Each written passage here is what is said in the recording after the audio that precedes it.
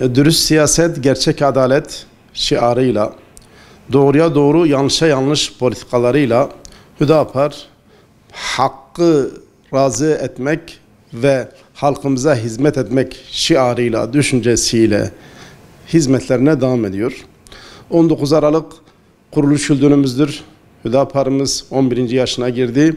Yeni bir parti olmasına rağmen 40 yıllık, 50 yıllık partileri geride bırakarak bu anlamda güzel hizmetler yapmaya devam ediyor.